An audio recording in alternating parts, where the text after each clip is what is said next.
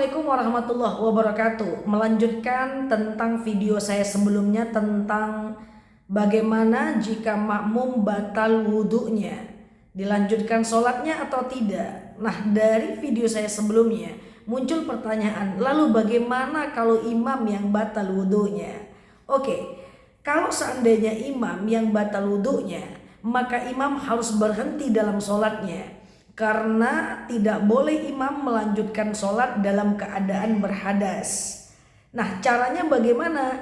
Caranya adalah imam tinggal keluar dari titik sejadah ketika beliau menjadi imam dan kemudian memberikan kode kepada makmum yang di belakang imam untuk menggantikan posisi imam. Kalau dalam keadaan berdiri, maka imam tidak perlu memberi kode. Otomatis ketika imam pergi, maka makmum yang di belakang mesti pindah ke depan menggantikan posisi imam.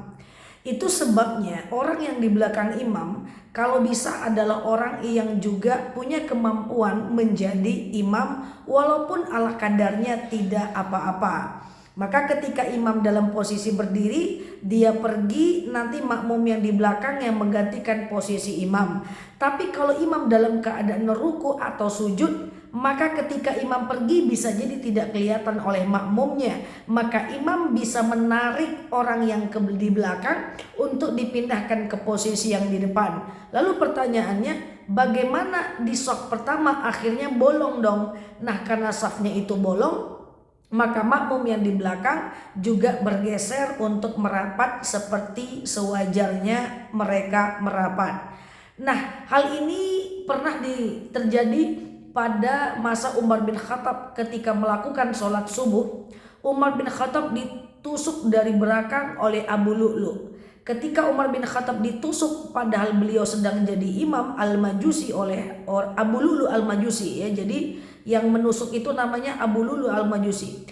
Lalu ketika Abu Lu'lu Al-Majusi menusuk Umar bin Khattab yang sedang sholat subuh, maka Umar bin Khattab seketika menarik orang yang di belakangnya yang waktu itu adalah Abdurrahman bin Auf untuk menggantikan posisi Umar bin Khattab pada masa itu. Nah, kemudian makmumnya berpindah untuk kemudian merapat. Ini adalah dalil bahwa dibolehkan imam untuk pergi dari tempat jadi imamnya dalam keadaan beruzur, apakah berhadas ya, apakah batal wudhunya, atau mendadak sakit perutnya, atau mendadak pengen buang air kecil, mendadak pengen buang air besar, maka imam dibolehkan untuk pergi dan kemudian makmum yang di belakang menggantikan posisi imam. Itulah sebabnya bahwa dianjurkan posisi di belakang imam adalah orang yang setidaknya bisa menggantikan imam walaupun tidak sesempurna imam.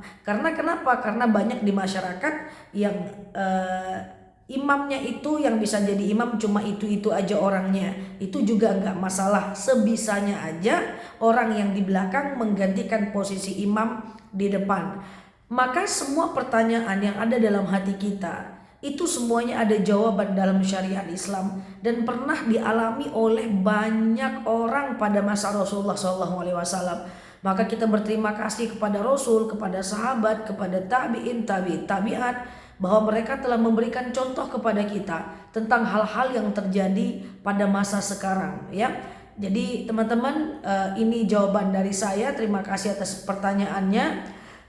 Dan semoga apa yang saya sampaikan ini bermanfaat teman-teman semuanya. Lalu di sini, assalamualaikum warahmatullahi wabarakatuh.